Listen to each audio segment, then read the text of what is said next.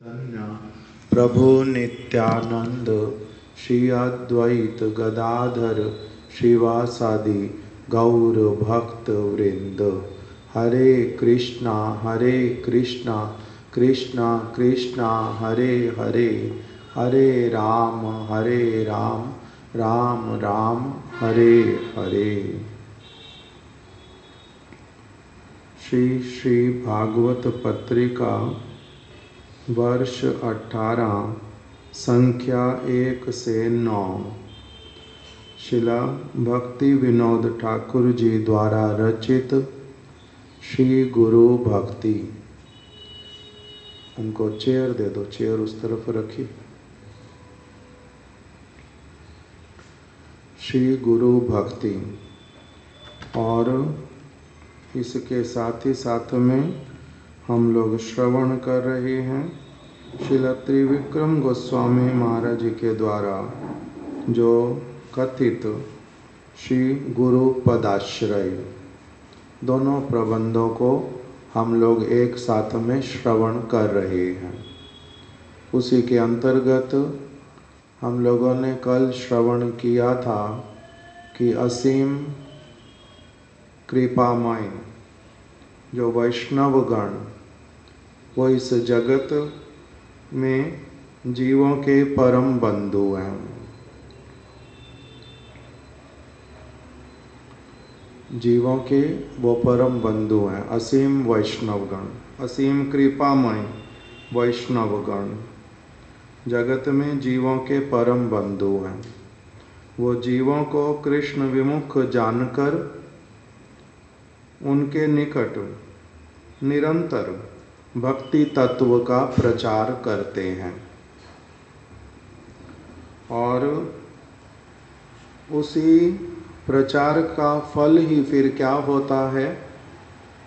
उसी प्रचार का फल है कि जीव जो हैं, अलग अलग जीवगण वो भक्ति तत्व में श्रद्धावान होकर फिर वैष्णव चरणाश्रय करते हैं। उन्हें क्या समझ आ जाता है? वैष्णवों के संग से, वैष्णवों के प्रचार के माध्यम से उन्हें समझ आ जाता है जो हम लोगों ने श्रील त्रिविक्रम महाराज जी के प्रबंध में और भक्ति विनोद ठाकुर जी की वाणी में भी समझ लिया कि मैं कृष्ण का नित्य दास हूँ, कृष्ण मेरे नित्य प्रभु हैं। मैं इस जगत में, मायामय जगत में आबद्ध हो गया हूँ। मेरी अनेक प्रकार की उपाधियाँ हैं और वो सारी की सारी उपाधियाँ मेरी शरीर से, मन से संबंधित हैं। मैं मनुष्य हूँ, मैं पुरुष हूँ, मैं स्त्री हूँ, मैं धनी हूँ, मैं निर्धन हूँ, मैं सुरूप हूँ, मैं कुरूप हूँ, मैं ब्राह्मण हूँ, क्षत्रिय हूँ, वैश्य हूँ, शूद्र हूँ, मैं ब्रह्मचारी हूँ, सन्यासी हूँ, गृहस्थ हूँ, वानप्रस्थी हूँ, मैं निरक्षर हूँ, मैं कम बुद्धिमान हूँ, मैं अधिक बुद्धिमान हूँ, मैं भारतीय हूँ, मैं किसी और देश का, अमेरिका का हूँ। अनेक प्रकार की जो सारी भूलमय उपाधियाँ, उसी में मैं आबद्ध हूँ, किंतु ये मैं कुछ भी हूँ नहीं। इन सारी वस्तुओं से मेरा कोई परिचय नहीं है। ये वास्तविक रूप में मेरा परिचय नहीं है। मैं भगवान का नित्य दास हूँ, जीवात्मा हूँ, अजर हूँ, अमर हूँ, किंतु मैं पुनः पुनः जन्म और मृत्यु ग्रहण करता हूँ और इस माइक संसार में ही भ्रमण करता रहता हूँ। यहीं पर ही बहुत प्रकार के सुख दुख प्राप्त करता हूँ। उसी में ही फिर कभी प्रसन्न होता हूँ, कभी अप्रसन्न, किंतु वास्तविक रूप में दुख भोग ही करता रहता हूँ। एक समय जिस वस्तु को अपना बनाता हूँ, मृत्यु के समय उन सारी वस्तुओं को छोड़ करके यहाँ से मैं चला जाता हूँ। अब गुरु और वैष्णवों की कृपा से मुझे अच्छी प्रकार से क्या पता चलने लगा है कि इस जगत में जो अपने शारीरिक अथवा मानसिक सुख इत्यादि के लिए किसी भी प्रकार की चेष्टा करने पर, उसमें अपनी एनर्जी लगाने पर अंततः मुझे अधिक दुख ही भोग करना पड़ेगा। इसीलिए अब मैं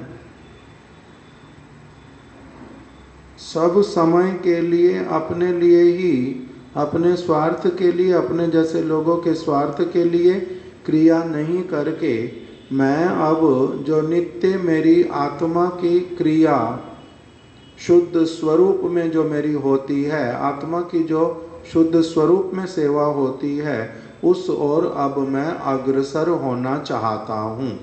मैं सत्य वस्तु को पकड़ना चाहता हूँ, ब्रह्म वस्तु से निकलना चाहता हूँ। जब उसकी इस प्रकार की अभिलाषा भक्तों के संग करते करते करते करते आती है, तब उसके लिए अब क्या अवस्था आके खड़ी होती है कि अब उसको क्या करना चाहिए। तद विज्ञानार्थम सा गुरुम एवा विगच्छेत समित पाणी श्रोत्रियम ब्रह्मनिष्ठम।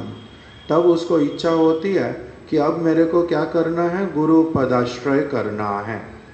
मेरे को भगवान और उनके धाम, उनके नाम, उनकी सेवा इत्यादि से किस प्रकार से वास्तविक रूप में मेरे को उसके साथ में योग युक्त होना है, जुड़ना है। ये वाली बात जब वास्तविक रूप में हृदय में श्रद्धा के साथ में बहुत प्रबल उत्कंठा आकांक्षा के साथ में उदित हो जाती है, तब उसका क्या होता है, गुरु चरण आश्रय। तब वो गुरु के चरणों का वास्तविक रूप में आश्रय करता है। उसी वस्तु को ही यहाँ पर बतलाया। तद विज्ञानार्थम सा गुरुम एवा विगच्छेत समित पाणी श्रोत्रियम ब्रह्मनिष्ठम। वो शब्द ब्रह्म और पर ब्रह्म में निष्णात पारंगत मायिक आसक्ति से रहित गुरुदेव के चरण कमलों में शाश्वत कल्याण को जानने के लिए शरण लेता है। श्रील त्रिविक्रम गोस्वामी महाराज जी वर्णन कर रहे हैं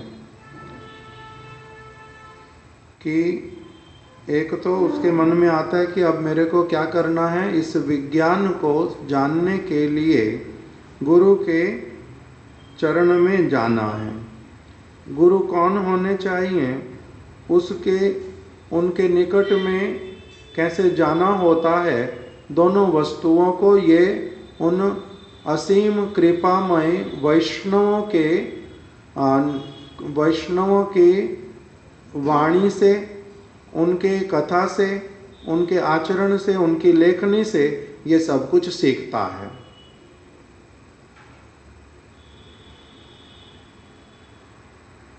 क्या सीखना प्रारंभ किया कि मेरे को वास्तविक रूप में क्या करना पड़ेगा, मेरे को गुरु की शरण में जाना पड़ेगा। तस्मात् गुरुम प्रपद्येत जिज्ञासु श्रेया उत्तमम। जिसके मन में श्रेया वस्तु को, परम मंगलकारी वस्तु को और भगवान से प्रेम करा देने वाली, संसार से पूरी तरह से अलग कर देने वाली, भगवान की सेवा को प्रदान करने वाली जो श्रेया, जो कार्य, वो कौन कौन से होते हैं, श्रेया आचरण कौन सा होता है, इसको जानने के लिए उसकी इच्छा होती है। प्रभुपाद जी का एक प्रबंध है श्रेया और प्रेया, ये दो शब्द हैं संस्कृत के, श्रेया और प्रेया। बहुत बारी हम इसको सुनते हैं। श्रीमद् भागवत में भी एक श्लोक ऐसे वाला आया,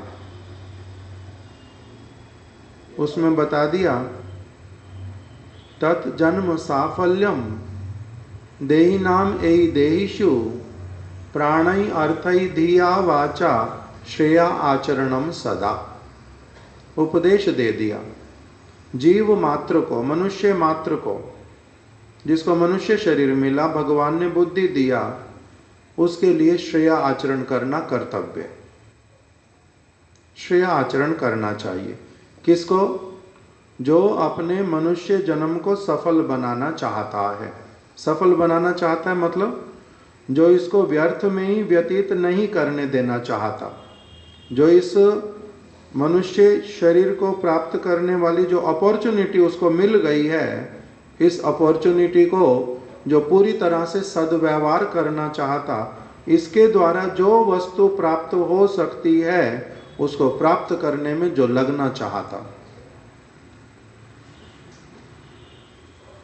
जो उसको प्राप्त करना चाहता है, उसको बोलते हैं अपने जन्म की सफलता। नहीं तो जन्म विफल है। अगर इस मनुष्य जन्म से, मनुष्य शरीर से ही भगवान मिल सकते हैं, सबसे श्रेष्ठ वस्तु, और मैं जन्म मृत्यु के चक्र से निकल सकता हूं। यदि मैंने ये वाला कार्य नहीं किया तब मेरा जन्म विफल चला गया, और यदि मैंने ये वाला कार्य करने में मैं सफल हो गया तब मेरा जन्म सफल। तो इसलिए कह रहे हैं तत् जन्म साफल्यम, उस व्यक्ति का ही जन्म सफल है। देही नाम एहि देहिषु, इस मनुष्य देह में जो देही आत्मा आ गई है उसका धन्य होना, उसका सफल होना तभी संभव पर है जब वो क्या करेगा? प्राणै अर्थै धिया वाचा श्रेया आचरणम सदा। चार वस्तुओं का के द्वारा वो सब समय श्रेया आचरण करेगा, श्रेया आचरण करेगा। श्रेया आचरण का मतलब अभी अच्छा लगता, बुरा लगता, किंतु मेरे को करना वही है क्योंकि उसका अंतिम फल बड़ा सुखदायी। प्रेया आचरण मतलब अभी मेरे को बड़ा प्रिय लग रहा है किंतु उसका रिजल्ट बड़ा खराब निकलेगा, बाद में खराब है वो। तो इसलिए कौन सा आचरण करना चाहिए? कह रहे प्रेया आचरण कभी नहीं करना चाहिए, श्रेया आचरण करना चाहिए। अभी प्रिय लगता है, बाद में मेरे लिए परेशानी वाला होगा, तो उस कार्य को क्यों करना? अभी मेरे को भले ही परेशानी लगे, बाद में उसका रिजल्ट किंतु अगर अच्छा होगा तो वही वाला काम करना चाहिए। करेला खाना बड़ा खराब लग रहा, दवाई खानी बड़ी खराब लग रही, किंतु वो दवाई खा के मैं फिर बाद में क्या हो जाऊंगा? ठीक हो जाऊंगा। तो क्या करना चाहिए? दवाई खानी चाहिए। मेरे को अल्सर हो गया, अभी डर लग रहा है, पता है पेन होएगा, ऑपरेशन होएगा, तो मेरे को ऑपरेशन नहीं कराना। मेरे को अच्छा क्या लग रहा है? बिना ऑपरेशन के। तो बिना ऑपरेशन के अगर रहूँगा तो फल क्या निकलेगा? बाद में वो बढ़ जाएगा और अधिक परेशानी करेगा मेरे को। और श्रेया आचरण क्या होगा? अभी मेरे को खराब लग रहा है, दर्द होएगा बहुत, पता नहीं कितने दिन ठीक होने में लगेंगे, किंतु श्रेया आचरण क्या है? अभी उसको ठीक समय पर जितना दर्द देता है वो अभी उसको करवा लो ऑपरेशन, ताकि आगे फिर और बढ़ ना जाए, परेशानी ना हो। तो इसलिए कौन सा आचरण करना चाहिए? श्रेया आचरण। प्रेया आचरण नहीं करते। प्रेया आचरण जो करता, जैसे बच्चा समय पर पढ़ाई अगर करे तो बहुत अच्छा रिजल्ट अच्छा मिलेगा, नंबर अच्छे आएंगे, पास होएगा। और अगर समय पर पढ़ाई नहीं की, फिर नंबर फेल होएगा, नंबर बहुत कम आएंगे, लज्जित होएगा, दुखी होएगा, 1 साल फिर से नष्ट करेगा। क्यों? क्योंकि प्रिय आचरण किया, खेलना अच्छा लगता था, दोस्तों के साथ घूमना अच्छा लगता था, वही अपना करता रहा, तो रिजल्ट कैसा निकलेगा? खराब वाला। तो कौन सा आचरण करना? श्रेय आचरण करना। कब? कब श्रेय आचरण करना? वासुदेव, कब श्रेय आचरण करना? सदैव, सदैव श्रेय आचरण करना, इसी का नाम बुद्धिमानी। श्रेय आचरणम सदा, सदैव श्रेय आचरण करना। कैसे करें श्रेय आचरण? कह रहे हैं प्राणई अर्थई धिया वाचा।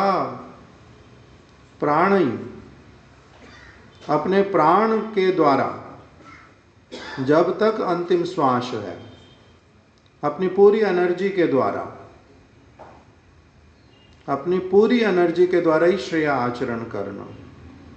अर्थ ही, आपके पास अर्थ आया, संपत्ति है, धन है, कुछ भी है, उसके साथ में सब समय श्रेय आचरण करना। अपने मन मर्जी से नहीं करना धन मिलने पर। प्राणई अर्थई धिया, अपनी बुद्धि के द्वारा सदैव श्रेय आचरण करना। वाचा, अपने वचनों के द्वारा भी सदैव क्या करना? श्रेय आचरण करना। इसलिए श्रेय आचरण करने के लिए कहा, किंतु बहुत बार श्रेय पता नहीं होता। हम 2 राहे पे आ जाते, 4 राहे पे आ जाते, चौराहे पे, कि करना कैसे? मेरा ये भी काम है, ये वाला भी काम है, मैं धन को ऐसे भी खर्च कर सकता, ऐसे भी कर सकता, मैं अपनी बुद्धि को यहाँ भी लगा सकता, मैं अपनी बुद्धि को वहाँ भी लगा सकता हूँ।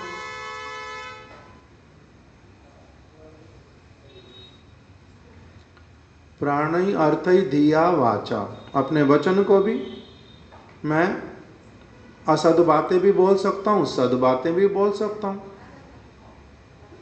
किसी की निंदा चुगली भी कर सकता हूँ, अथवा मौन भी रह सकता हूँ। तो इन सारी चीज़ों में मेरा किस प्रकार का कर्तव्य होना चाहिए, इसको क्या करें, इसमें श्रेय कैसे निर्धारित करूं, इसको जानने के लिए, ठीक से इस मार्ग पर चलने के लिए मेरे को क्या करना पड़ेगा? तस्मात् गुरुं प्रपद्येत जिज्ञासु श्रेया उत्तमम। श्रेया है क्या? श्रेया वस्तु है क्या? अब छोटी छोटी चीजें तो मेरे को पता है, भोजन समय पर कर लेना, कौन से वाला कर लेना, विश्राम कितना करना, कितना नहीं करना, कुछ कुछ चीजें तो पता है मेरे को श्रेया क्या है। बहुत सारा श्रेया मेरे को पता ही नहीं है। सब चीज को ही पता है मेरे को कि मेरे लिए सबसे अच्छी क्या है, रिजल्ट बाद में किस चीज का क्या निकलेगा पता थोड़ा ना चलता है बहुत सारी चीजों का। तो इसलिए क्या करना? कह रहे हैं तस्मात् गुरुं प्रपद्येता, गुरु की शरण में जाओ। कौन है अंदर?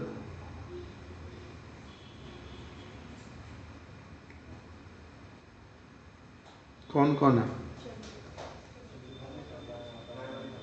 गाय वाली माता और चंद्रिका माता और रमणी मोहन, ऐसी वाली चीज करते क्यों जो इतने लोगों को लगना पड़ता?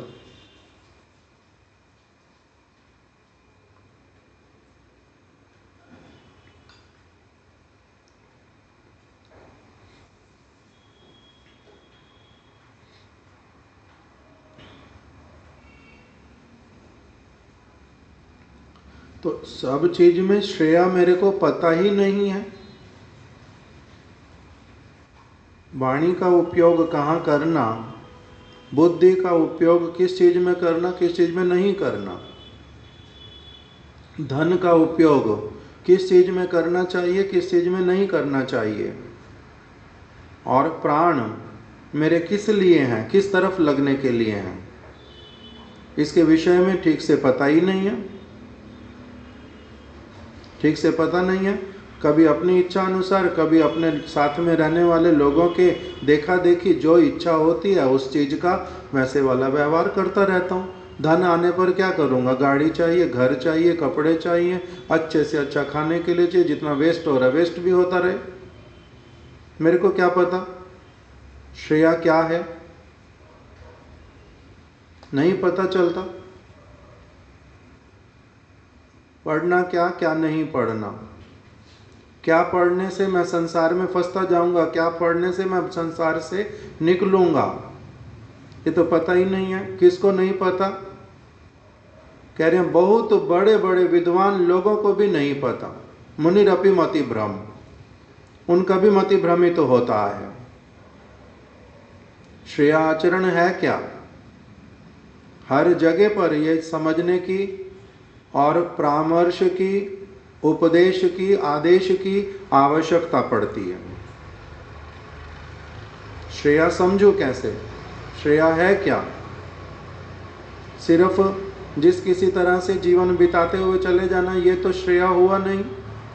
कुछ ना कुछ काम करते हुए बढ़ते ही जाना, जिस तरफ भी कुछ अच्छा हो गया तो हो गया, जहाँ पहुँच गया तो पहुँच गया, इसका नाम तो श्रेया नहीं है। श्रेया आचरण कुछ और है। कह रहे हैं क्या करने से मेरा बंधन होगा, क्या करने से मेरी मुक्ति होएगी, इस वस्तु को जो जानता है उसको कहते हैं पंडित। ऐसे वाला व्यक्ति जो है वो मेरे को क्या करेगा, पग पग पर मेरे को परामर्श देगा, मेरे को उपदेश करेगा, मेरे को ठीक दिशा में चलाएगा, कंट्रोल करेगा। ऐसा कोई व्यक्ति चाहिए। वो पंडित होगा तभी तो मुझे बताएगा। पंडिता मोक्ष बद्ध विद। पंडित किसको कहते हैं? जो मोक्ष और बद्ध के, बद्धता के विषय में भली प्रकार से जानता है। ये कार्य करूंगा तो मैं संसार में फंसूंगा, ये वाला कार्य करूंगा तो मैं संसार से मुक्त होऊंगा, ये वाला कार्य करूंगा भगवान मेरे से अप्रसन्न होएंगे, ये कार्य करूंगा भगवान प्रसन्न होएंगे, ये कार्य करने से मैं भगवान के निकट की तरफ जा रहा हूँ, ये वाला कार्य करने से मैं भगवान से दूर जा रहा हूँ। ये वाली सारी जानकारी अच्छी तरह से श्रेया मुझे कौन बतलाएगा? उसी के लिए कह रहे हैं तस्मात् गुरुम प्रपद्येता जिज्ञासु श्रेया उत्तमम। गुरु की शरण लेनी क्यों? क्योंकि वो मेरे को क्या करेंगे, उत्तम वस्तु, श्रेया वस्तु, उसका सब समय मेरे को निर्देश देंगे, उसके विषय में बतलाएंगे। तस्मात् गुरुम प्रपद्येत। मेरे को नहीं पता कितनी बार ही मेरा जन्म हो रहा, कितनी बार मृत्यु हो रही, कितनी चीज़ों को सुख समझता हूँ बाद में दुख दिखलाई देता है, कितनी बार रोता हूँ, कितनी बार मरता हूँ, पता नहीं क्या क्या करता रहता हूँ। इस सारी चीज के बीच में से जो मेरा श्रेया आचरण, मंगलमय आचरण, जो बहुत अच्छा फल प्रदान करने वाला होगा, वो वाला आचरण कौन सा है? कौन सी विद्या प्राप्त करूं, कहाँ पर अपना समय लगाऊं, किसके साथ मित्रता करूं, क्या करूं क्या नहीं करूं, इस सारी वस्तु को बताने के लिए मुझे कोई ऐसा वाला पंडित व्यक्ति जो क्या करेगा, सद परामर्श देगा। श्रेया वस्तु का आचरण सब समय स्वयं करने वाला होगा और मैं क्या करूंगा, उनकी शरण ग्रहण करूंगा, उनका दास बनूंगा, उनका शिष्य बनूंगा, उनके अनुसार चलूंगा। मेरे को भी फिर क्या प्राप्त होगा? श्रेया वस्तु प्राप्त होगी। जब ये वाली बात मन में आ जाती है तब वो क्या करता है, इस प्रकार के गुरुपाद पद्मों को ढूंढता है, जो श्रेया वस्तु के विषय में जानता है अच्छी तरह से।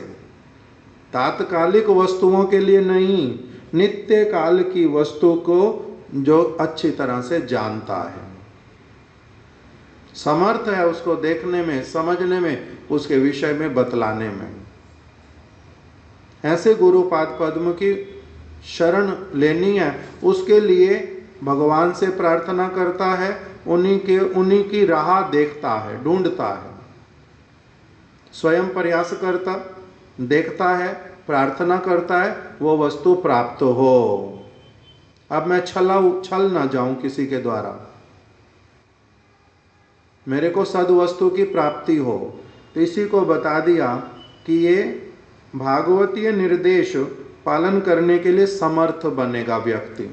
भागवत में निर्देश दिया ये वाला, सुखदेव गोस्वामी जी ने, व्यास जी ने, स्वयं भगवान श्री कृष्ण ने बोला ये वचन उद्धव जी को, तस्मात् गुरुम प्रपद्येता जिज्ञासु श्रेया उत्तमम।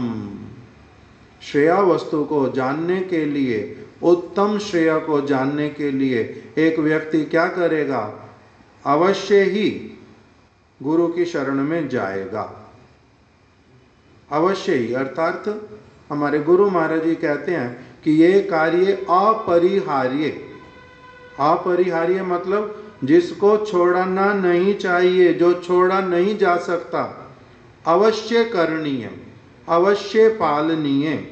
अर्थात प्रत्येक मनुष्य को ही, भले उसका कहीं जन्म हुआ, किसी भी शरीर में है, कैसा भी रंग है, कैसा भी वर्ण है, सभी व्यक्तियों के लिए ये कार्य कैसा है, अवश्य करणीय, उसको अवश्य ही करना चाहिए, अपरिहार्य, जिसको छोड़ा नहीं जा सकता। यदि छोड़ा तो वो मनुष्य नहीं, वो पशु। अपरिहार्य कार्य, अवश्य करणीय कार्य है ये। क्या? तस्मात् गुरुम प्रपद्येता, उन गुरु के पास में जाकर के वास्तविक रूप में हृदय से, प्राण से शरणागत होकर के उनसे क्या करना चाहिए, श्रेया वस्तु की जिज्ञासा करनी चाहिए कि श्रेया आचरण क्या है, मैं करना चाहता, आप कृपा करके मेरे को उसके विषय में शिक्षित कीजिए। श्रेया आचरण करना है मैंने। और जो वो गुरुपाद पद्म होंगे वो कैसे होंगे, शाब्दे परे च निष्णातम ब्रह्मण्या उपशमाश्रयम, 3 उनके गुण बतलाए। पहले जब इस श्लोक को पढ़ता था बार बार 2 चीजें केवल अधिक सुनता था, किंतु इस प्रबंध को पढ़ करके एक तीसरी चीज भी बड़ी अच्छी तरह से समझ आई। वो क्या है? एक तो है शाब्दे परे च निष्णातम, मतलब वो मेरे गुरुपाद पद्म जिनकी मैं शरण लूँगा, जो मुझे सब समय निर्देश करेंगे, जो श्रेया आचरण करते हैं, जो वास्तविक पंडित हैं, जो जानते हैं बद्ध मोक्षविद, बद्धता किससे होती है, मोक्ष किससे मिलता है, जो इन सारी चीज़ों को भली प्रकार से जानते हैं, ऐसे मेरे जो गुरुपाद पद्म, उनका विशेषता क्या है? वो हैं शब्द ब्रह्म में निष्णात। निष्णात शब्द का अर्थ होता है पारंगत, निपुण।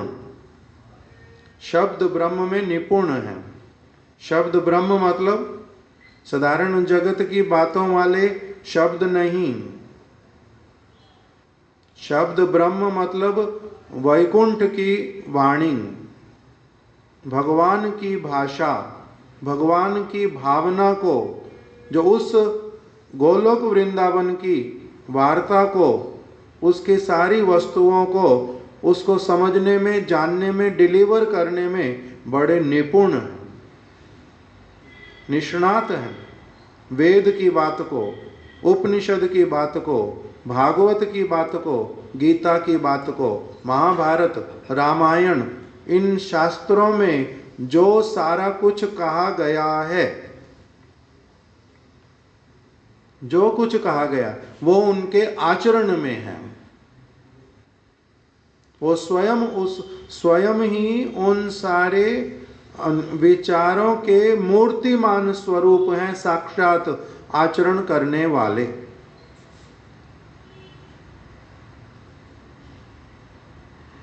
शब्द ब्रह्म में निष्णात हैं, निपुण हैं, उनसे भगवान से संबंधित जो सारा कुछ शास्त्र में लिखा हुआ है, शिष्य के द्वारा कुछ भी पूछने पर वो उस शिष्य के सब संशयों को छेदन कर देते हैं, संशयों को दूर कर देते हैं और उसको सत्य वस्तु समझा देते हैं। शब्द ब्रह्म में निष्णात हैं। इसका अर्थ किंतु बहुत प्रकार से हमारे गुरुदेव करते थे। गौर किशोरदास बाबा जी महाराज पढ़े लिखे नहीं हैं। उनके सामने वेद रख दो, भागवत रख दो, गीता रख दो, उपनिषद रख दो, कहो कि देख करके बता दो, तो महाराज ये कौन सा ग्रंथ है, वो नहीं बता सकते, पढ़ना ही नहीं जानते, देख करके नहीं बता सकते। किंतु सारे संशयों का छेदन कर सकते हैं। क्यों? क्योंकि उन्होंने ब्रह्म विद्या प्राप्त की है, वैष्णवों का, गुरु का चरण आश्रय करके, भजन करके, भगवान की कृपा को प्राप्त करके, इसलिए उनको सारा कुछ आता है। सारा कुछ आता है मतलब ज्योतिष की बात नहीं बताएंगे शास्त्र में क्या लिखा हुआ है, उसमें वो निष्णात नहीं भी हो सकते। आयुर्वेद की बातें भी शास्त्र में लिखी, उसमें भी हो सकता है वो निष्णात नहीं होंगे, उसमें निपुण नहीं है, वो बातें नहीं बता पाएंगे। किंतु जो भगवत भक्ति से संबंधित सत्य वार्ता, उसमें वो निपुण है, अपने आचरण के द्वारा बता देते हैं। हमारे गुरु महाराज जी वो एक स्थान पर कह रहे हैं कि गुरु में अनुस्वार, विसर्ग इत्यादि व्याकरण का कुछ ये नहीं आना, इससे गुरु का उससे कुछ लेना देना नहीं है। वो यदि अनुराग पूर्वक कृष्ण भक्ति, कृष्ण तत्व विज्ञ हैं, विद हैं, तब उनका वास्तविक गुरुत्व उसी में ही प्रकटित होता है। शब्द ब्रह्म में निष्णात, सामान्य शब्द को बोलने वाले नहीं होते गुरु, साधारण जगत के शब्दों को नहीं बोलते। उनके शब्द जो हैं वो हैं सारे ब्रह्म, भगवान हैं वो शब्द ब्रह्म बोलते हैं, शब्द सामान्य नहीं बोलते। शब्द ब्रह्म में निपुण है। और दूसरा पर ब्रह्म में निष्णात है, पर ब्रह्म में निपुण है, पारंगत है। पर ब्रह्म कौन है? भगवान। अर्थात पर ब्रह्म में निष्णात है, निपुण है। क्या मतलब हुआ इसका?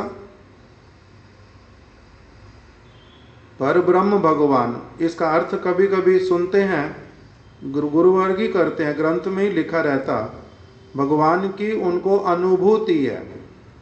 किंतु मेरे को कैसे पता चलेगा भगवान की अनुभूति है ना नहीं है? कोई झूठ भी बोल सकता है, ओशो इत्यादि जैसे लोग, अथवा कोई भी व्यक्ति झूठ बोल सकता है। भगवान की अनुभूति का अर्थ क्या होता है? पर ब्रह्म में निष्णात हैं, भगवान में निष्णात हैं। इसका मतलब कृष्ण तत्वविद हैं। किवा विप्र किवा न्यासी शूद्र कहने नाई, जय कृष्ण तत्व वेत्ता सही गुरु आए। जो कृष्ण तत्व को भली प्रकार से जानते हैं, उसके प्रति उनका दृढ़ विश्वास है, उनका अब इस चीज में अनुभव हो गया, इसी वस्तु को स्थापित करते हैं, इसी वस्तु को कहते हैं, इसी वस्तु को ही करते हैं।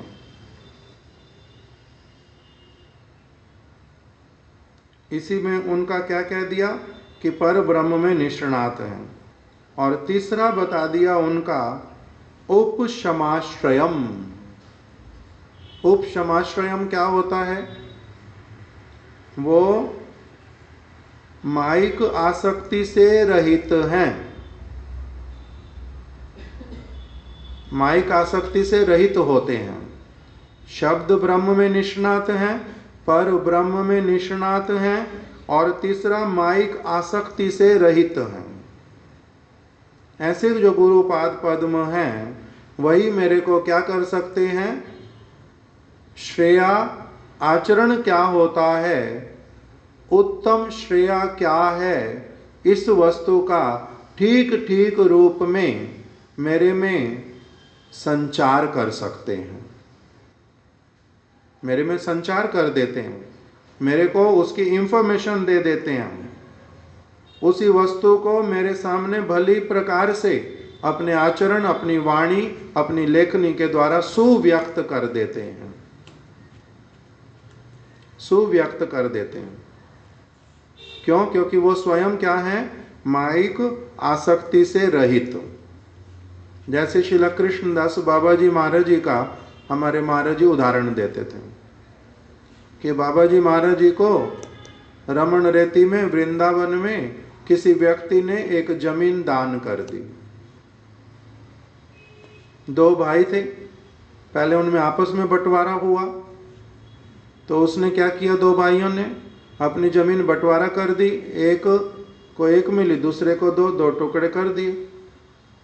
तो एक भाई ने क्या कर दिया, बाबा जी महाराज जी को जमीन दे दी, दान कर दी।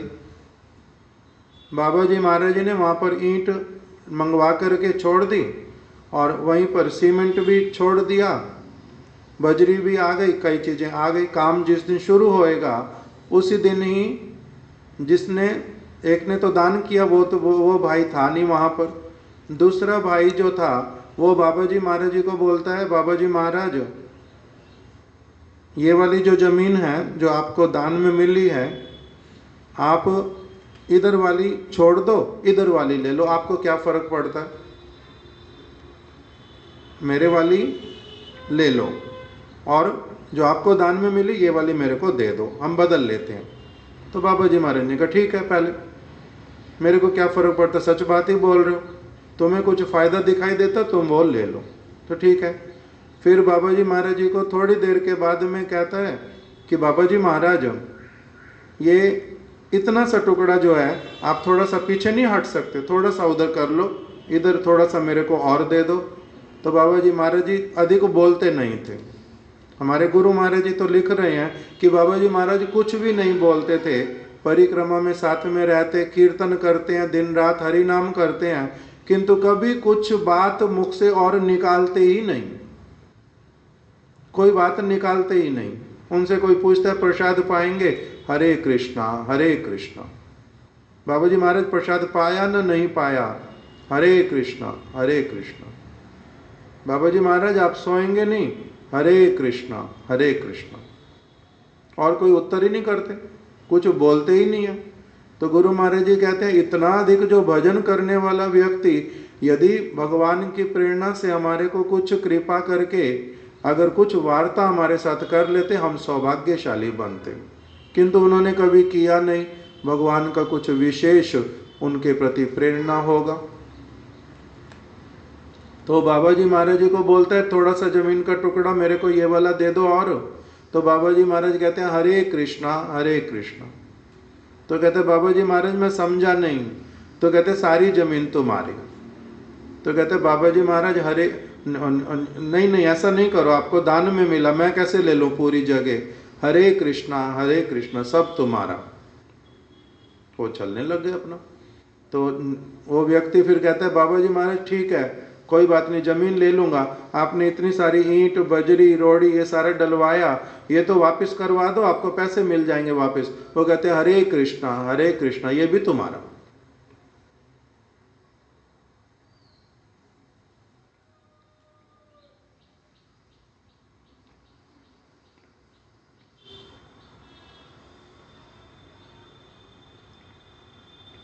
साधारण व्यक्ति के लिए ये सब करना आसान है, बड़ा कठिन है। किंतु उन्होंने क्या किया, अपना चल पड़े आगे। हमारे गुरुदेव 1946 में आ गए अपने गुरुदेव के पास में। और 2003, 2004 न 2002 जैसा भी होगा, इतना सालों तक बहुत अच्छी तरह से सारी एनर्जी लगा करके सब कुछ करके उसके बाद में भी फिर ऐसी कोई अवस्था आई, एक मुहूर्त नहीं लगाया जो उन सारी चीज़ों को लेकर के प्रसन्न रहना चाहते रह जाओ। हमारे महाराज जी ने पत्र लिख करके दे दिया, जिन्होंने बहुत सारी एनर्जी लगाई, बहुत सारे मठ बनाए, कितना कलेक्शन किया, कहाँ कहाँ नहीं गए, किंतु बाद में अगर भजन के विपरीत अवस्था आ गई तो उन्होंने क्या बोल दिया? उन्होंने बोल दिया आदर्श के लिए मठ में आए थे, जमीन जायदाद के लिए आए नहीं थे, इसके लिए कुछ किया ही नहीं था। जो इसी को लेकर के प्रसन्न रहना चाहते वो रह जाओ, और किसी प्रकार का दुख भी नहीं करते, मन में दुख होता ही नहीं उनको। किस लिए? क्योंकि भगवद गीता में एक ऐसा श्लोक बताया कि पुण्य कर्म करते करते जिस व्यक्ति का पाप पूरी तरह से नष्ट हो जाता है, पुण्य कर्म मतलब वहां पर साधारण शब्द आ गया, श्रेया आचरण करते करते जिसका पाप पूर्ण रूप में नष्ट हो जाता है, वो व्यक्ति फिर क्या कर पाता है? कह रहे सुख दुख लाभ हानि से ऊपर उठ करके वही वास्तविक रूप में दृढ़ रूप में मेरा भजन करने में समर्थ होता है। कौन सा श्लोक है ये? आता यस्तो पाप, 7वें अध्याय का श्लोक है, भगवद गीता 7वें अध्याय में, भक्ति योग में, कि ऐसा वाला व्यक्ति जिसके पाप ये शाम अंतगता पापा, आता ये वाला श्लोक हो,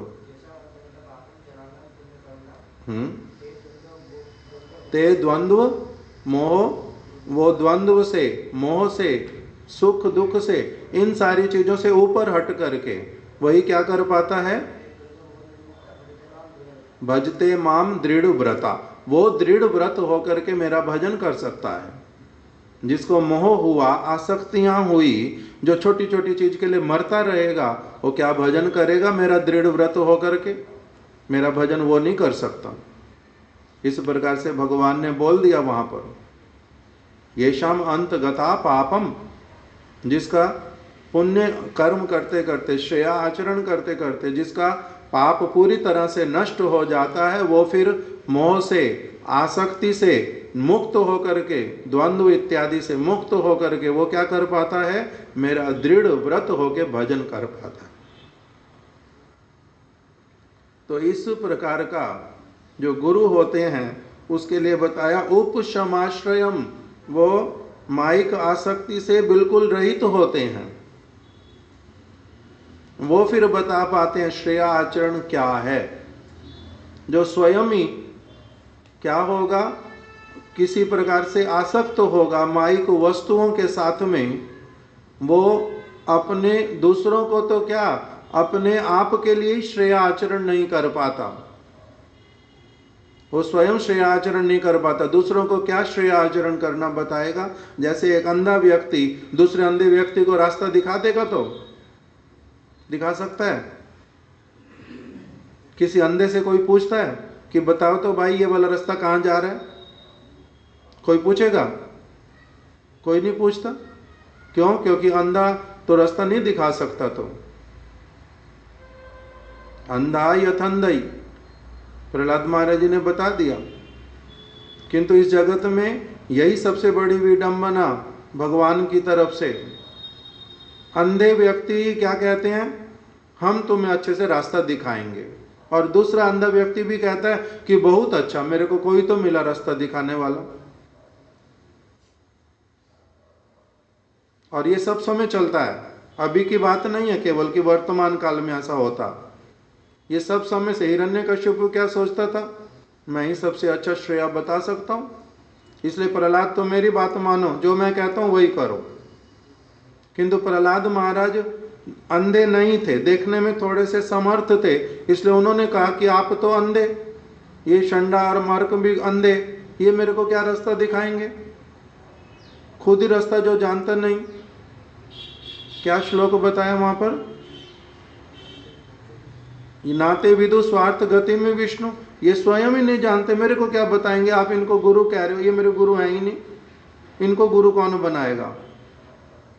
ये गुरु नहीं हो सकते। तो इसलिए अंधा व्यक्ति अंधे को रास्ता नहीं दिखा सकता। किंतु नरोत्तम दास ठाकुर ने लिख दिया कि अधिकांश अवस्था यही होती है। नरोत्तम दास ठाकुर ने क्या कहा?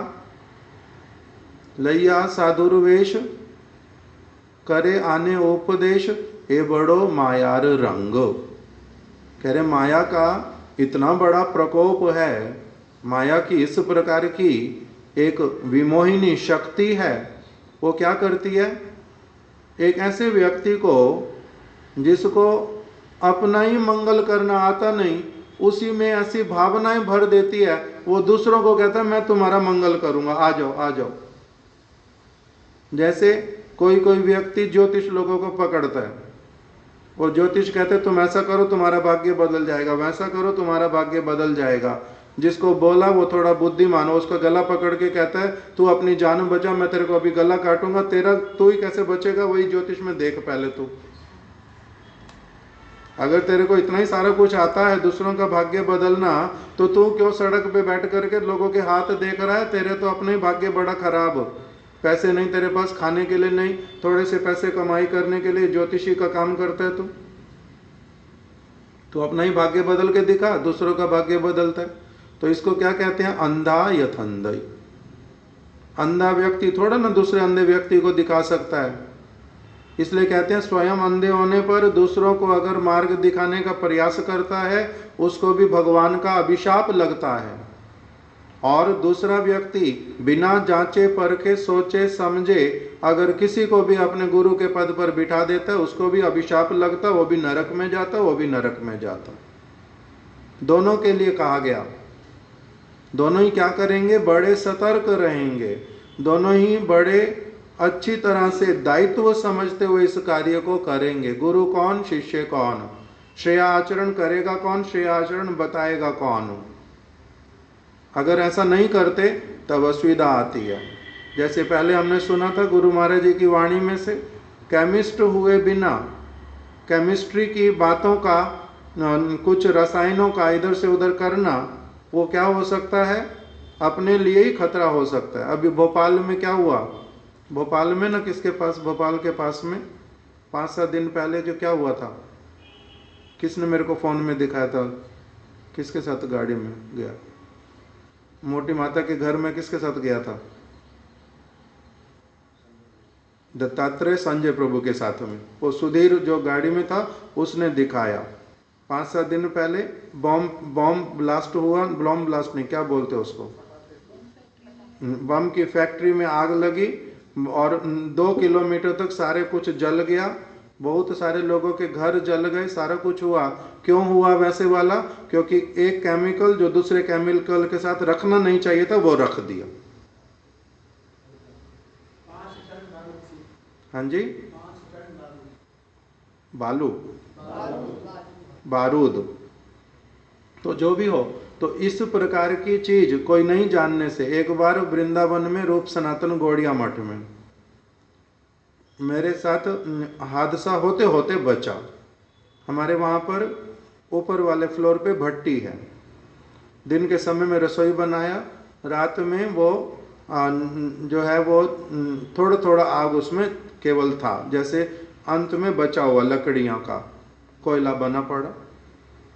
और उस जगह पर गंदगी पड़ी थी थोड़ी, तो मैंने सोचा सारा कुछ उठा करके इसी में फेंक देता हूँ, अपने आप जल जाएगा, सफाई भी हो जाएगी साथ साथ में, उसको अलग से फेंकने कौन जाए। तो मैं सामान उठा उठा के फेंकने लगा। उसमें एक हरी रंग की बोतल पड़ी थी, उसमें था केमिकल ऐसे वाला जो जलाता है एकदम से चीज को, क्या बोलते हैं उस केमिकल को पता नहीं, सफ़ेदी में लगता और चीज़ों में लगता है, वार्निश पता नहीं क्या चीज़, तारपीन का तेल, कोई ना कोई चीज़ ऐसी वाली थी।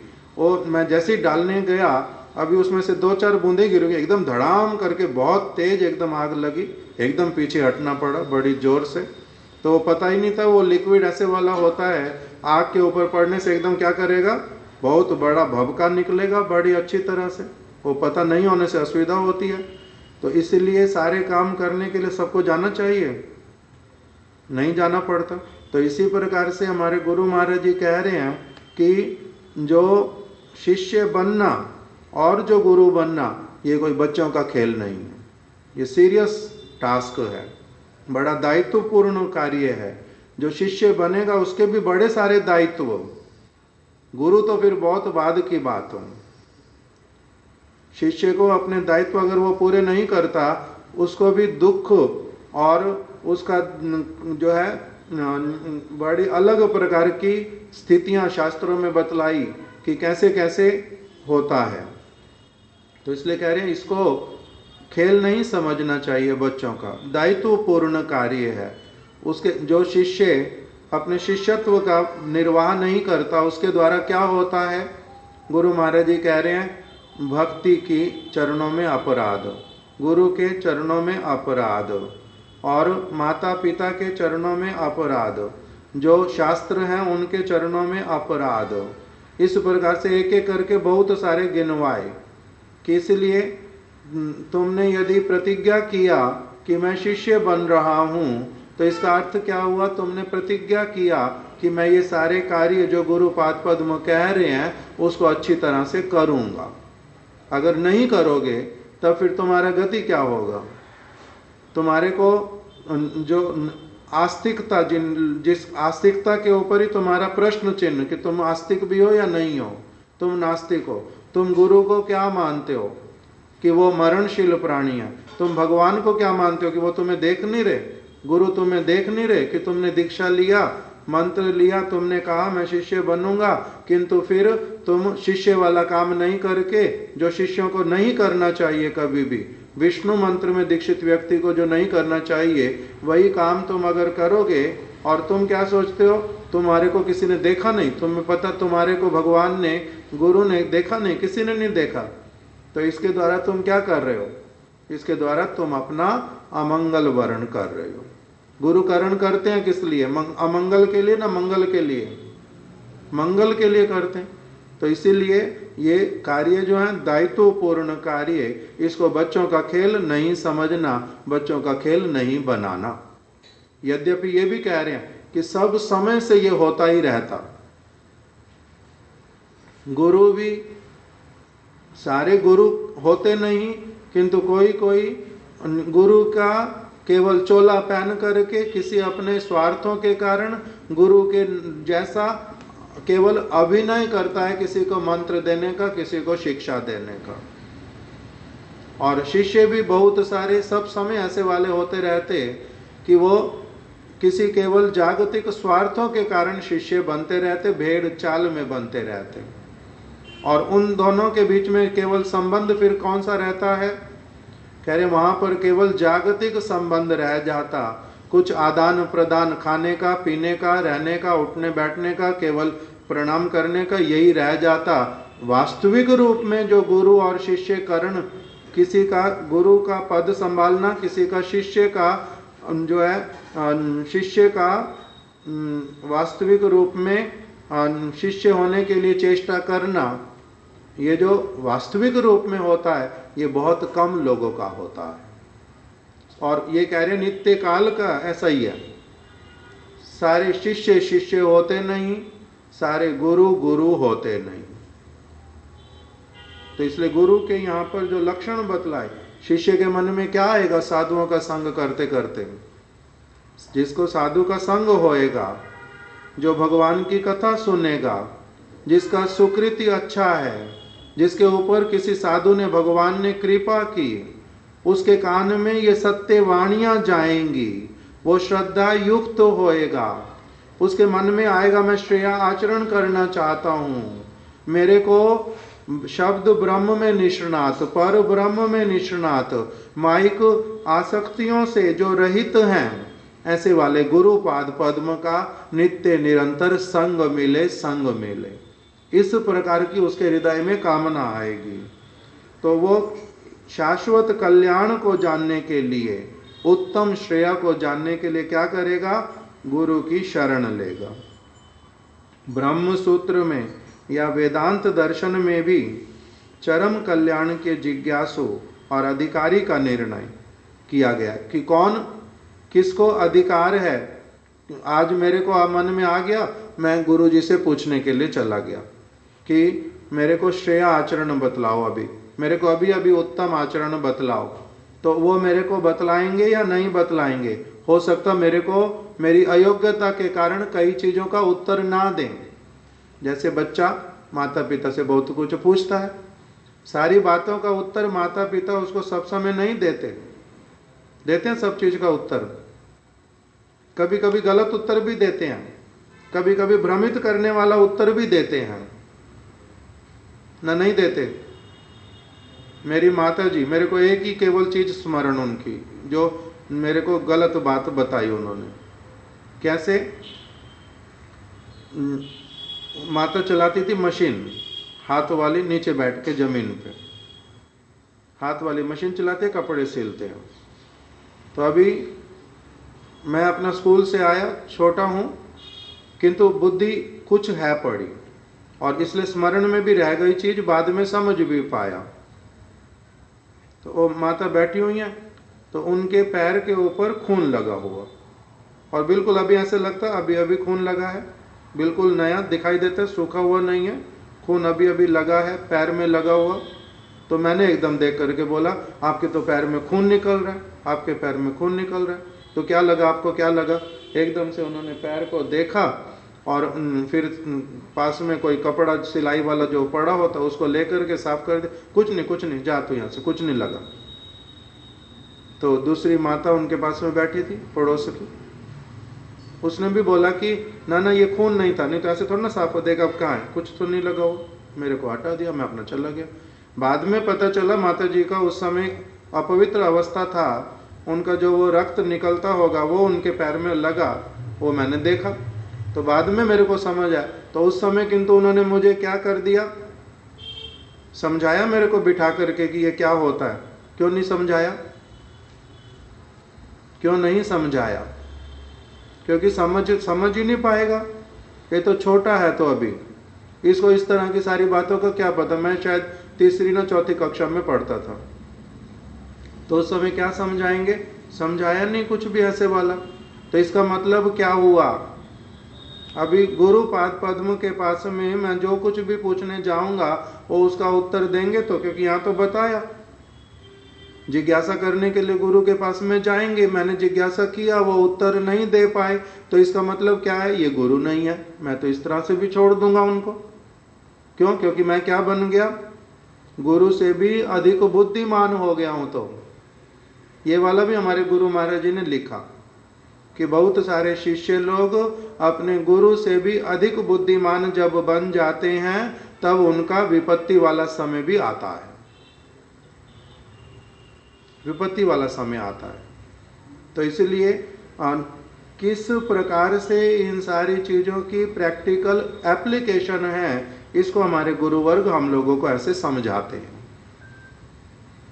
अब इसमें इतने एक के बाद एक पेच हैं, पेच बोलते हैं, तो इतने सारे उसमें परतें हैं, उनको अगर व्यक्ति समझने जाए सरल हृदय से, तब भगवान कृपा करते हैं समझाने के लिए।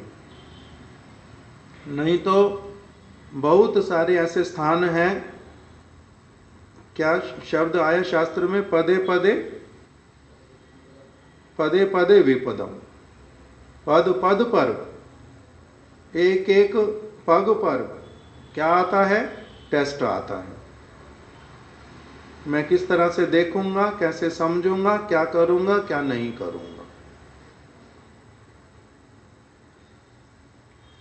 तो इसलिए बोल रहे हैं कि चरम कल्याण के जो जिज्ञासु हैं और अधिकारी, उसका भी निर्णय होता है कि ये वास्तविक रूप में अभी जिज्ञासा कर रहा है या नहीं। जैसे मैंने अपनी माता से पूछ लिया, बच्चे का वो सेंटीमेंट कितनी देर का, आपका खून निकल रहा, आपका खून निकल रहा। माँ का जिस प्रकार से बच्चे के लिए होता है खून देख करके, बच्चे का उस प्रकार का होएगा, उतना वाला उन्नत वाला वो तो होएगा नहीं। तो इसलिए अलग अलग प्रकार की अवस्था। तो कह रहे हैं कि जिज्ञासु जो होगा, वास्तविक जिज्ञासु, क्योंकि हम लोगों को भगवद गीता में बतलाया भगवान ने कि कैसे वाला जिज्ञासु बनना। जिज्ञासु का मतलब जिज्ञासा करेगा, जिज्ञासा मतलब प्रश्न करेगा, प्रश्न करना मतलब परिप्रश्न करना, सिंसियर इंक्वायरी करना। सिंसियर इंक्वायरी कौन कर सकता है? उस तरह का योग्यता तो हो सिंसियर इंक्वायरी करने वाले का। उसके लिए श्री त्रिविक्रम गोस्वामी महाराज जी बोल रहे हैं कि चरम कल्याण की जिज्ञासा करने का अधिकारी कौन है?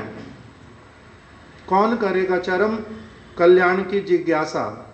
एक है केवल मात्र उड़ता उड़ता हवा में अपना, मैंने भी सुना चरम कल्याण क्या होता है, पूछ लेता हूँ, ये क्या उत्तर देते, थोड़ा सा सुन लेता हूँ, बड़ा अच्छा होगा। प्रश्न करना चाहिए साधु के पास जा करके, तो यही वाला ही कर लेता हूँ। किंतु कहते हैं वास्तविक रूप में अधिकार आया पूछने का, वो फर्म कन्विक्शन आई, सचमुच में जानने की इच्छा है, पालन करोगे तो उसको, ऐसे वाला अधिकार किसका होता है? जिज्ञासु श्रेया उत्तमम, मेरे को गुरु के पास में जाना। कौन से गुरु के पास में? शब्द ब्रह्म में, पर ब्रह्म में निष्णात होंगे, मायिक आसक्ति से पूरे रहित होंगे, ऐसे गुरु के पास जाऊंगा। किंतु मेरे को जिज्ञासा कौन सी करनी है? मेरा अधिकार किस प्रकार की जिज्ञासा करने का है? अभी इसका भी कह रहे निर्णय होता है कि कौन चरम कल्याण की जिज्ञासा करेगा। बहुत सारे लोग क्या करते हैं, साधु के पास जा करके, महाराज जी आपको हाथ पढ़ना आता है, मेरा हाथ पढ़ के बता सकते हो? कोई बोलता है आप जो है, और क्या पूछते हैं साधारण लोग देखने से ही यही पूछते हैं अधिकांश, तो मेरा हाथ पढ़ सकते, आप भाग्य का कुछ बता सकते, हमारे घर में बड़ा दुख आता है उसको दूर करने की बात बता सकते। तो ये श्रेया जिज्ञासु है ना? नहीं है। जिज्ञासु श्रेया उत्तमम, मेरी पुत्री का विवाह नहीं हो रहा, क्या करूं? मेरी माँ का शरीर नहीं छूट रहा, क्या करूं? ये जिज्ञासा श्रेया जिज्ञासा नहीं है। मेरा शरीर ठीक नहीं चल रहा आजकल, गर्मी कैसी है, सर्दी कैसी है, साधु यही सारी चीजें बताएंगे। इसको साधु थोड़ा ना कहते हैं। साधु तो भगवान की केवल बात बताता है, आत्मा की बात बताता है। ये बाकी सारी की सारी चीजें तो दूसरे लोग बताते हैं, ये साधु का काम थोड़ा ना है, ये साधु का काम नहीं है। तो इसलिए जिज्ञासा, वास्तविक जिज्ञासा, चरम कल्याण की जिज्ञासा कौन सा स्तर वाला व्यक्ति कर सकता है? उसके लिए श्री त्रिविक्रम महाराज जी बता रहे हैं, अथातो ब्रह्म जिज्ञासा, जिसको अथ शब्द का अर्थ है अनंतर, इसके बाद जिज्ञासा करेगा। किसके बाद? जब उसको अच्छे से समझ आ जाएगा ये जगत जो है अनित्य है, इस जगत में जो कोई काम कोई प्रारंभ करता है अपने स्वार्थ के लिए, अपने शरीर के लिए, अपने मन की संतुष्टि के लिए, अपने जैसे व्यक्तियों की संतुष्टि के लिए, कभी भी उससे सुख नहीं मिलेगा। वो दुख को और अधिक न्योता देना है सब समय के लिए। जिसको ये अच्छी तरह से अनुभव में आ गया, जिसको ये अच्छी तरह से अनुभव में आ गया, उसका सिंसियर इंक्वायरी होता है, मेरे को श्रेया साधन, मेरे को श्रेया जानने की इच्छा है, चरम कल्याण जानने की मेरी इच्छा है। अनंतर, इस स्तर तक पहुंचने के बाद में, अथातो, अथ, अथ मतलब अनंतर, इसके बाद, इस चीज को जानने के बाद, ये मैं शरीर हूं, मैं ये शरीर नहीं हूं, ये शरीर अनित्य है, ये कभी भी मरेगा, मैं इससे अलग चीज हूं, मेरे को यहाँ की कोई चीज नहीं चाहिए, क्योंकि यहाँ का सब कुछ खराब है, अमंगलकारी है, अंततः मेरे को और दुख दे करके जाएगा, मेरे को यहाँ पर बांध करके रखेगा, मेरे को मारेगा। सब शरीरों के प्रति आसक्ति, सब जगत की वस्तुओं की नीतियों के प्रति मेरी जो रुचि, सारी की सारी वस्तुएं मेरे लिए अमंगलकारी हैं। जो इस कंक्लूजन तक अच्छी तरह से पहुंच गया, उसको अब अपने मुंह से ये बात गुरु के सामने बोलने का अधिकार है, योग्यता है। तभी उसकी इंक्वायरी सिंसियर है। क्या कि मेरा चरम कल्याण किसमें है, कृपा करके मेरे को निर्देश करो। अगर वो इस स्तर पे खड़ा होकर के जिज्ञासा करता है, तब वो उनकी बात को भी पकड़ करके धारण कर सकता है। नहीं तो उससे पहले केवल मात्र क्या होता रहता है, साधु गुरु वो भी बहुत कुछ बोलते रहते, शिष्य भी बहुत कुछ सुनता रहता, किंतु वो किसी और स्तर पर उसको ऊपर खड़ा करते हैं, इस वास्तविक कल्याण तक उसको ला करके खड़ा नहीं करते। उस समय बड़े लंबे समय के बाद में जाकर के वो स्तर आकर के खड़ा होता है, जब सचमुच में इसकी इस प्रकार की दृढ़ अगाध श्रद्धा और ऐसी जिज्ञासा उत्पन्न होती है और छटपट करता है कि मेरे को सचमुच में श्रेया मार्ग भली प्रकार से निर्देशित करने वाला कोई साधु मिले। ये बड़े अलग समय में आकर के अवस्था खड़ी होती है। इसलिए ये प्रारंभिक अवस्था जिसको हम अपना मानते हैं प्रारंभिक अवस्था, उसको ये हमारा स्तर बहुत निम्न, उस प्रकार का हमारा ये वाला जिज्ञासा करने का भी अधिकार है ही नहीं। अथातो ब्रह्म जिज्ञासा, सिंसियर इंक्वायरी कुछ और इस स्तर पर आकर के खड़ी होती है। अभी तक तो मैं क्या करता हूँ, अपने ही मन को सुनता हूँ, अपनी ही बात को सुनता हूँ। थोड़ा सा कोई अगर मेरी हाँ में हाँ मिला दे, जो मैं सुनना चाहता वो सुना दे, तब मैं संतुष्ट, नहीं तो मैं संतुष्ट नहीं होता। हमारे महाराज जी शिला भक्ति विज्ञान भारती गोस्वामी महाराज एक बार मेरे पूर्व आश्रम में गए थे, ईस्ट ऑफ कैलाश में, जहाँ पर अभी मेरा पूर्व आश्रम का भाई रहता है। एक बार वहाँ पर गए थे, कथा हो गई, कीर्तन हो गया, प्रसाद पा लिया। अंत में सारे परिवार के लोग जो जो आए हुए सभी एक एक करके मिल रहे हैं। उसमें मेरे भाई की सास भी जो है वो महाराज जी के पास में आकर के मिली और आकर के बोलती है, महाराज मेरे ऊपर कृपा करो, आप मेरे ऊपर कृपा करो, मेरा मन बड़ा अशांत रहता है, मेरे ऊपर कृपा करो, मेरा मन बड़ा अशांत रहता है। तो महाराज जी ने कहा, भगवान का नाम करना, भगवान का नाम करना, मन शांत हो जाएगा। तो बोलते हैं, भगवान का नाम बहुत करती हूँ, और कोई उपाय बताओ, भगवान का नाम तो बहुत ही करती हूँ। तो महाराज जी ने कहा, नहीं नहीं, ठीक ठीक रूप में भगवान का नाम करना। एकदम महाराज बड़े ठीक से ही करती हूँ, 2 घंटे अकेली बैठती हूँ, बिल्कुल जोर जोर से बोलती रहती हूँ, आप कुछ और बताओ, भगवान का नाम तो मैं बहुत ही करती हूँ। तो सुनना चाहती है जो महाराज जी क्या कह रहे हैं। तीसरी बार फिर से महाराज जी ने वही बोला कि माता जी, हरे कृष्णा कृष्णा कृष्णा हरे हरे, हरे राम राम राम हरे हरे, ये जो महामंत्र है इसको बड़ी अच्छी तरह से करना। महाराज ये तो कितना ही तो करती आ रही हूँ, बार बार वही तो बोल रही हूँ कि ये तो मैं करती आ रही हूँ ना, मेरे को आप कोई और उपाय बताओ। तब महाराज जी ने मेरे को देखा, मैंने साथ साथ उनको बोला कि अभी महाराज जी कह रहे हैं अभी वो बोलना नहीं चाहते और बाद में बात करेंगे। वो ठीक है, कहती है ठीक है बाद में बात करेंगे, ठीक है। और वो दिन है और आज का दिन है बाद में बात करने। आज वो उनसे आज आएगी उनके पास पूछने, मेरे को भी कभी आज ही पूछेगी, कभी भी नहीं। इसका नाम उत्तम कल्याण की जिज्ञासा है। तो वास्तविक रूप में मैं शांति चाहती हूँ, उसका छटपट है। तो नहीं तो साधु मिला सामने पूछना, पूछ लिया, 1 मिनट बाद मैं भी भूल गई, मेरे को क्या लेना देना। इसलिए जो योग्यता और जो बोल रहे हैं उसको मैं सुनूं, आप जो नाम कह रहे हो वो क्या कहते हो, कैसे कहते हो, कैसे करना चाहिए, करती तो हूँ, उसका फल क्यों नहीं मिलता, कुछ भी तो पूछना नहीं, कुछ और है। तो इसी को यहाँ पर श्रील त्रिविक्रम गोस्वामी महाराज जी उठा रहे हैं कि चरम कल्याण का जिज्ञासु जो होगा, चरम कल्याण को जिज्ञासु और उसका अधिकारी उस वस्तु को सुनने का, उसका निर्णय करने जाकर यही विचार सबसे पहले कीर्तित हुआ है, यथा अथातो ब्रह्म जिज्ञासा। अथ शब्द का अर्थ है अनंतर, अर्थात कर्म के द्वारा यथार्थ मंगल नहीं होगा।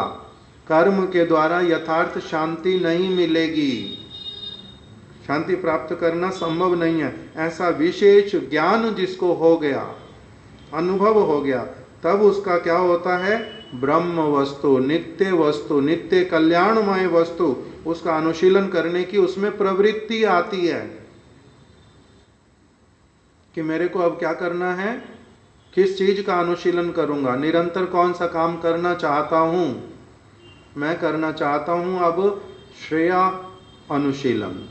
वो श्रेया अनुशीलन क्या है, उसको जानने के लिए ये वाला स्तर जब आ जाता है, तब उसको गुरुपाद पद्म क्या करते हैं, विशेष कृपा करके उसको, जो उसका जिज्ञासा, उसकी जिज्ञासा को वास्तविक रूप में शांत करते हैं। नहीं तो उससे बहुत पहले क्या करते रहते हैं, जितना तक बोलना बता दिया, जितना धारण कर पाएगा बता दिया, हजम होएगा नहीं होएगा पता नहीं, बहुत जगह चुप हो जाना, बताना नहीं बताना, कभी बच्चे की तरह कोई और उत्तर दे करके भी उसको इधर से उधर कर देना, भुला देना चीज को, बहुत कुछ चलता रहता। इस प्रकार का सारा बताया। अब इससे आगे का कल श्रवण करेंगे, आज यहीं रख देते। वांछा कल्पतरुभ्यश्च कृपा सिंधुभ्य एव च पतितनां पावनेभ्यो वैष्णवेभ्यो नमो नमः।